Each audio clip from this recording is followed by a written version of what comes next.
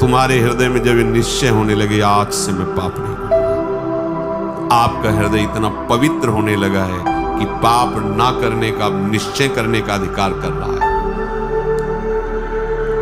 केवल भगवत प्राप्ति के लिए ही अब मैं चेष्टा करूंगा। उसके पापों का नाश होते देर नहीं लगती। जहां ऐसा निश्चय किया, फिर समझ लीजिए पुराने पाप जो बहुत समय से कर रहे, वो भगवत मार्ग में नहीं आने देते, आने ही नहीं देते। वो बहुत बड़े बंधन है। कहीं भगवत कृपा से साधु समागम के शब्द पड़े और ये लगा कि मैं तो महान पाप करने वाला नीच हूं, मेरा कल्याण कैसे होगा। देखो वचनों का प्रभाव, सत्संग सुनने से मेरा कल्याण कैसे होगा, ये बात आ गई। अच्छा, कल्याण तो साधु महात्माओं के संग से, सत्संग से होता है। मेरा अभ्यास वर्तमान में पाप करने का कैसे बनेगा। उनके समीप गया, अपने कल्याण के लिए जो चेष्टा करनी चाहिए वो संत महात्मा बताने लगे। उनके शासन में ध्यान रखना है। यदि आप जैसे वाल्मीकि जी ब्रह्म के समान हो गए तो उन्होंने संत का शासन स्वीकार कर लिया। जब तक हम ना आवे तब तक ये बैठे रहना, तो नाम सीधा नहीं जप सकते तो उल्टा जपो, मरा मरा मरा, सिद्ध हो गए। संत का शासन संपूर्ण दुर्वासना और पाप का नाश करने के लिए होता है।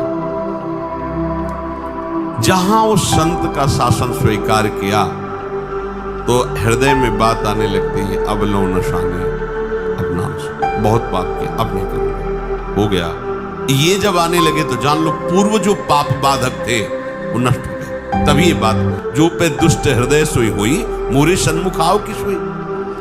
अब जेव ही उसने ये जीवन में निश्चय किया आप केवल भगवत प्राप्ति, तो उसके सारे पाप नष्ट होने में देर नहीं लगती। अब उसे जैसे कोई पूर्व वाला देखे, कंठी बांध लिया, तिलक बांध लिया, ये हम जानते हैं, शराब पीता था, व्यभिचार करता था, कत्ल करता था, ऐसा वैसा, तो उसके लिए भगवान आदेश करे, साधु रे समंतव्या सम्यक व्यवसिता, ऐसा उसे साधु मानो क्योंकि मेरी शरण में हो गया है।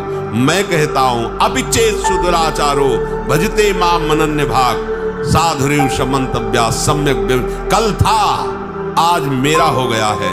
अब इसे आदेश करते भगवान, साधु सम्मंतव्या, तुम इसे साधु ही मानो क्योंकि मैं करूंगा इसे साधु, करो सद्यते ही। उसी के आगे श्लोक, क्षिप्रम भवति धर्मात्मा, बहुत जल्दी मैं उसे धर्मात्मा महात्मा बनाऊंगा। जब बनाने वाले कह रहे मैं बनाऊंगा तो आप फिर अपने को मानने में क्या है। ऐसे उसके पाप नष्ट हो जाते हैं जैसे 100 वर्ष से घना अंधेरा छाया हो और आप प्रकाश प्रकट करें तो 100 वर्ष में ही क्या वो अंधेरा नष्ट होगा क्या ना, 1 मिनट में खत्म होगा। वो प्रकाश जो ही जला अंधेरा खत्म। ऐसे ही पाप नष्ट होता है। बोले बहुत पुराना पापी है और ऐसे ही खत्म हो गए।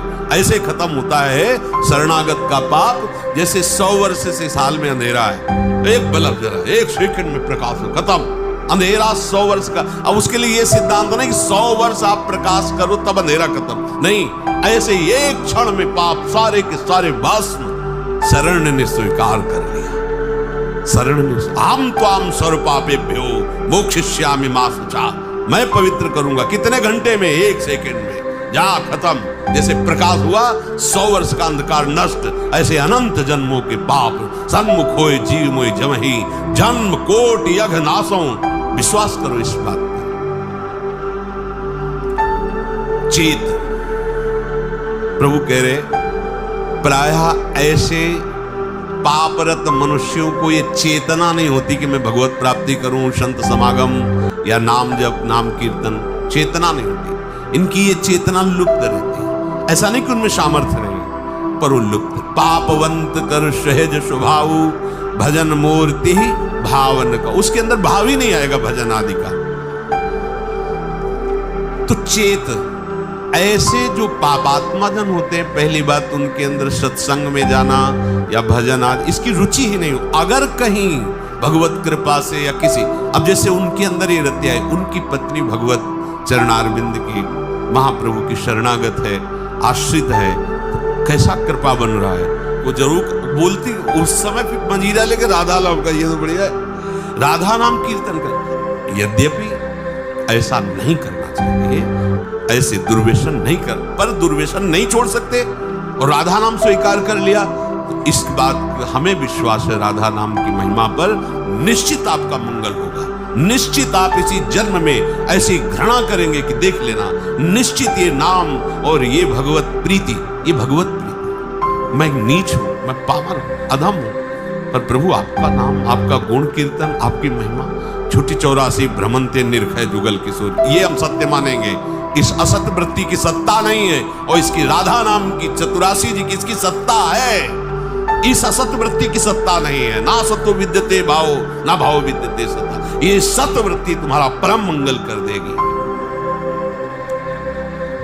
यदि किसी महापुरुष का संग हो जाए, ऐसी कोई घटना घट जाए, ऐसी परिस्थिति बिगड़ जाए, ऐसा वातावरण हो जाए कि उससे ऊब करके किसी संत का आश्रय ले ले, महापुरुष का, तो कोई कितना भी बड़ा पापी हो, उनके प्रभाव से ऐसा दृढ़ निश्चय कर ही लेगा कि अब मुझे इस जन्म में भगवत प्राप्ति करनी है। वो संपूर्ण पापों से भली भांति तर जाएगा। सर्वम ज्ञान प्लवेनैव व्रजिनम संतरिष्यति। प्रकृति के कार्य शरीर और संसार के संबंध से ही पाप होते हैं। जितने पाप होते हैं वो देहाभिमान जब होता है, और देहाभिमान में इंद्रियजन्य सुखों की भोग लालसा ही पाप कराती है। और जब संत संग होता है तो संत संग का प्रभाव होता है सर्व संबंध विच्छेद। ध्यान दीजिए, आप सरिस चाहे सबकी ना, संतों का स्वभाव और प्रभाव आप सरिस जैसे वो हैं वैसे बनाना चाहते हैं, या आप सरिस चाहे आपको भगवत स्वरूप बनाना चाहते हैं। संतों के संग का प्रभाव सर्व संग पहो हिमाम, सर्व संबंध विच्छेद, शरीर से, अंतःकरण से, इंद्रियों से, शरीर संबंधियों से, भोगों से। अगर ये नहीं तो संत संग नहीं हो रहा। संबंध विच्छेद, संबंध पुष्टता ये अविद्या का संग है। संबंध विच्छेद यही ज्ञान है, यही अज्ञान के नाश का स्वरूप है। ये अहमता ममता एकमात्र प्रियालाल के चरणों में समर्पित कोई संबंध नहीं। ध्यान देते हो इस बात पर? हो नहीं, ये वो प्रपंच ला देखो, जय श्री हरिवंश प्रपंच बंच सब ये काल ब्याल को खायो, ये जिए जान श्याम श्यामा पद कमल संग शिरनायो। सर्वम ज्ञान प्लवेनैव व्रजिनम संतरिष्यति। जहां वो संत महापुरुष के संग के प्रभाव से सर्व संबंध विच्छेद हुआ तो अब उसको तरना बाकी नहीं रह गया, तर गया। मूला भावे कुतः शाखा, जब मूल ही कट गया तो अब शाखा कहां टिकेगी? तो बोले मूल था शरीर, अंतःकरण और भोगों का संबंध, संत प्रभाव से वो हट गया।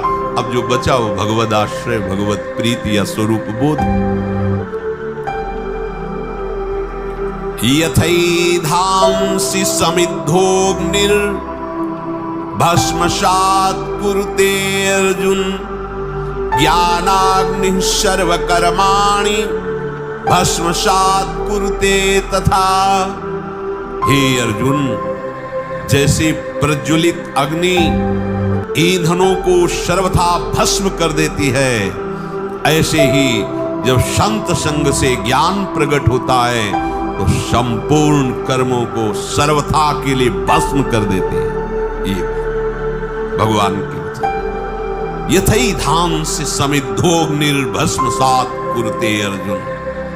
पीछे के श्लोक में भगवान ने बताया कि जब कोई संत महापुरुषों का आश्रय लेकर के उनके द्वारा बताए हुए मार्ग पर चलता है तो कितना भी बड़ा पापी हो, मार्ग में चलने का तात्पर्य नौका पे बैठना, वो ज्ञान रूपी नौका से पाप रूपी संसार रूपी समुद्र से तर जाता है। तो बोले समुद्र से पार हो गया पर समुद्र तो रह गया। समुद्र की सत्ता तो है। तो आगे के श्लोक में भगवान कहते हैं भस्म सात करते हैं, कुछ नहीं बचता। उदाहरण में कह रहे कि जैसे प्रज्वलित अग्नि के साथ संयोग करा दीजिए, कुछ भी वो सबको अपना स्वरूप प्रदान कर देगी। लोहा डाल दीजिए, सोना डाल दीजिए, बिष्ठा डाल दीजिए, चंदन डाल दीजिए, जो भी डालोगे वो अग्नि अपने ताप से उसे अपना में स्वरूप दे देगी। लोहा भी अग्निमय हो जाएगा, सब कुछ भस्म कर देगी, कुछ शेष नहीं रहेगा, किंचन मात्र शेष नहीं रहेगा। ज्ञानाग्नि सर्व कर्माणि भस्मसात् कुरुते तथा। जैसे अग्नि सब कुछ भस्म कर देती है, ऐसे ही संत संग के प्रभाव से प्रकट हुई ज्ञान रूपी अग्नि से संचित प्रारब्ध क्रियमाण सब भस्म हो जाते हैं। संचित प्रारब्ध क्रियमाण तीनों कर्म भस्म हो जाते हैं। अग्नि में जैसे काष्ठ का अत्यंत अभाव हो जाता है, ऐसे ही संत संग से प्राप्त हुए ज्ञान से पूर्ण समस्त बंधनों का अभाव हो जाता है। सब बंधन भस्म हो गए, कोई बंधन नहीं, न कर्म बंधन, न शरीर बंधन, न भोग आसक्ति, न देह के संबंधियों का बंधन। तात्पर्य है संसार शरीर से संबंध विच्छेद हो जाने पर ही विशुद्ध बोध होता है। और वही जब कहो तो उसे माना जाता है कि हमारे साथ कटु व्यवहार हो रहा है। ये कटु व्यवहार तुम्हारे माने हुए राग पर हो रहा है। जब तक इस राग का तुम वैराग्य में परिवर्तन नहीं करोगे विवेक के द्वारा, तब तक परमार्थ का अनुभव नहीं हो सकता। वैराग्य को समझा जाता है स्वेच्छाचार। अरे ककारा नहीं आता परमार्थ का। केवल कपड़ा बदल लेने से परमार्थी थोड़ी हो जाते हो। हाँ, परमार्थ के जो महारथी हैं, महापुरुष जन, उनके पास उनकी अधीनता स्वीकार, तब परमार्थ का ककारा आएगा। नहीं तो भगवान और सरकार और अवतार बनने में देर नहीं लगती, माया बना देती, देर नहीं लगती। हाँ, जहाँ 10-20 हजार लोग दंडवत किए, यहाँ आने लगता है हम तो कुछ विशेष हैं। और जहाँ विशेष है तहाँ फिर वो भगवान की माया अपना प्रभाव दिखा देती है। बड़ा विचित्र खेल है, बिना गुरु कृपा के समझ में नहीं आता। अगर इस अहंकार पर कोई शासन कर सकता है तो एकमात्र भगवान ही कर सकते हैं, गुरुदेव भगवान ही कर सकते हैं। संबंध विच्छेद होने पर ही आपको परमात्म तत्व का अनुभव होगा। बैठा लो इस बात को।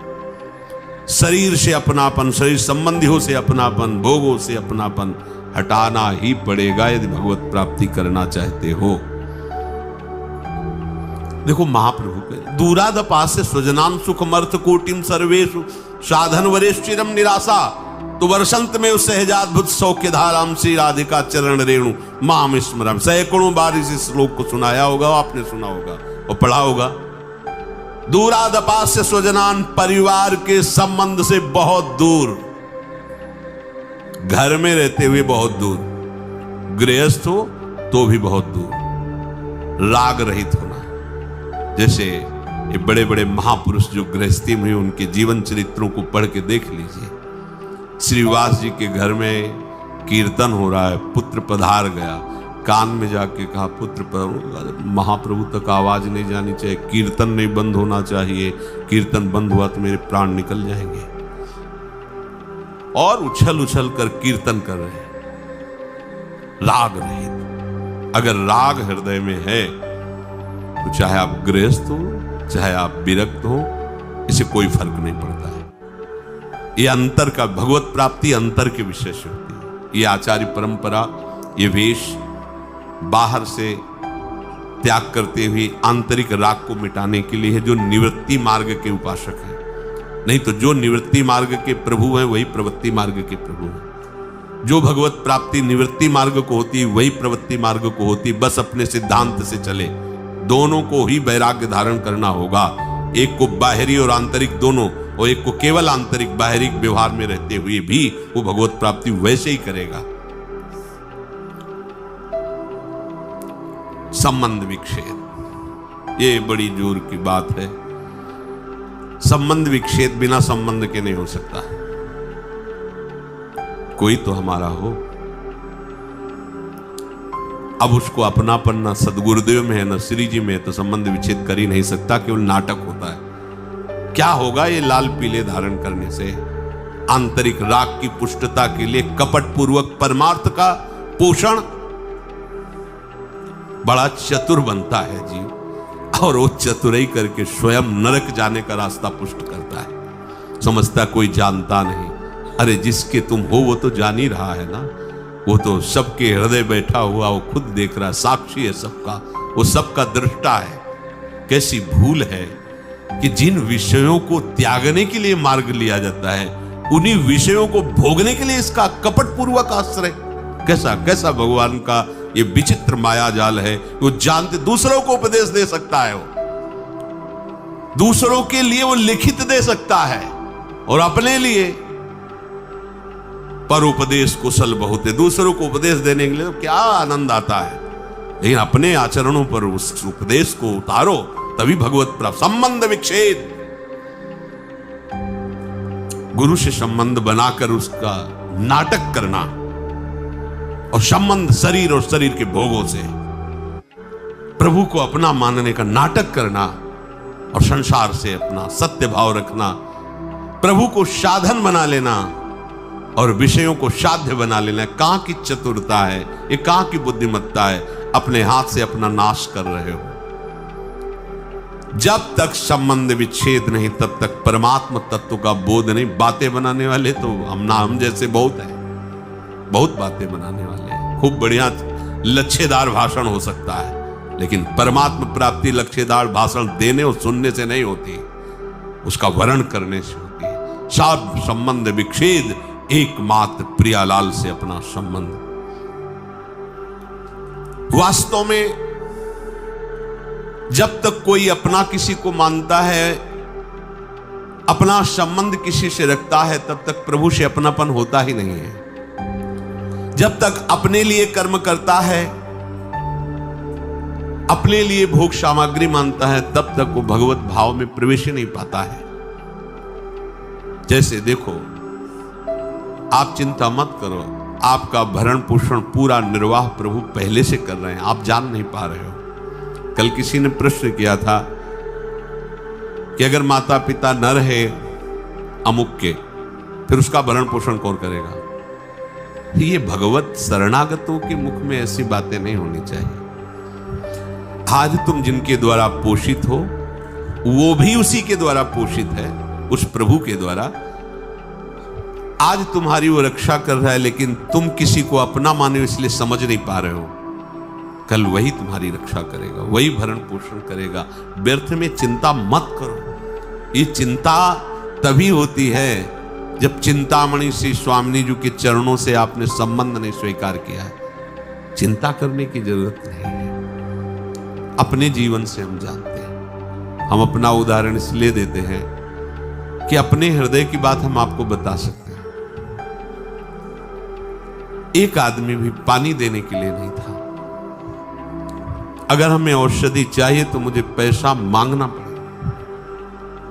जो माने हुए अपने को हैं धनी, और उनके पास जाके निवेदन करना होगा। लगता था आगे क्या होगा। ज्यादा वर्षों की बात नहीं, 14 वर्ष 15 वर्ष पहले की बात। अगर हम मांगने गए तो उधर पोषण के लिए रोटी है, नहीं तो नहीं है। हम पानी उठा के पिए तो है, नहीं तो नहीं है। दवा लेने के लिए पैसा मांगने गए तो है, नहीं तो नहीं है। कल के लिए विचार कभी आते थे कि क्या होगा जब हम उठ नहीं पाएंगे, जब हमारी किडनी इस स्तर की हो जाएगी, तब क्या होगा, क्या होगा। अंदर से अरे शरीर छोड़कर प्रभु के पास जाएंगे और क्या होगा। इसीलिए तो हम भगवत मार्ग में हैं, प्रभु से मिलन के लिए। चिंता क्यों करते हो? एक प्रश्न उठता है जीवत्व को लेकर, व्यवहार को लेकर के। लेकिन आराध्य देव की कैसी कृपा, कैसी लीला। प्यार करने वाले, सेवा करने वाले, सेवा की शौन व्यवस्था जैसे आकाश से गिरती ना, ऐसे गिरी है, ऐसे गिरी है। ये कोई न सोचे हम वृंदावन वास कर रहे हैं, बुढ़ापे में हमारी कौन सेवा करें।